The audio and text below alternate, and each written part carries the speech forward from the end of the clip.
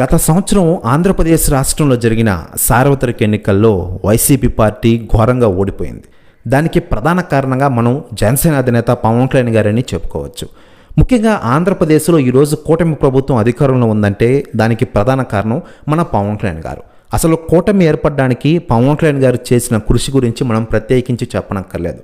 ఇప్పటికీ బీజేపీ, తెలుగుదేశం పెద్దలు కూడా చాలామంది పవన్ కళ్యాణ్ గారి ప్రస్తావన తెస్తూ ఉంటారు ఈ విషయంలో. దీంతో పవన్ కళ్యాణ్ గారి పేరు రాష్ట్ర వ్యాప్తంగా మారుమోగుతోంది. ముఖ్యంగా గత ప్రభుత్వం ఈరోజు గద్దె దింపింది మన పవన్ కళ్యాణ్ గారని ఆ పార్టీ ఎమ్మెల్యేలు, మాజీ మంత్రులు కూడా అనిన విషయం మనకందరికీ తెలిసిందే. తాజాగా కేతిరెడ్డి గారు సంచలన వ్యాఖ్యలు చేశారట పవన్ కళ్యాణ్ గారి గురించి. ఆయన మాట్లాడుతూ ఈరోజు ఆంధ్రప్రదేశ్ రాష్ట్రంలో వైసీపీ పార్టీ ఓడిపోయిందంటే దానికి ప్రధాన కారణం పవన్ కళ్యాణ్.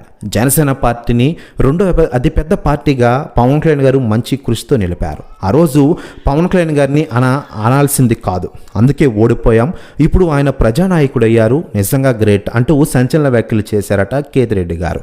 ప్రతి వ్యాఖ్యలు వైరల్ అవుతున్నాయి టోటల్ ఆంధ్రప్రదేశ్ రాష్ట్ర రాజకీయాల్లో. మరోవైపు పవన్ కళ్యాణ్ గారు ప్రస్తుతం ఆంధ్రప్రదేశ్ రాష్ట్ర ఉప ముఖ్యమంత్రి హోదాలో ప్రజలకు సేవలు అందిస్తూ ప్రజల గుండెలు నిలిచిపోతున్నారు పవన్ కళ్యాణ్ గారు.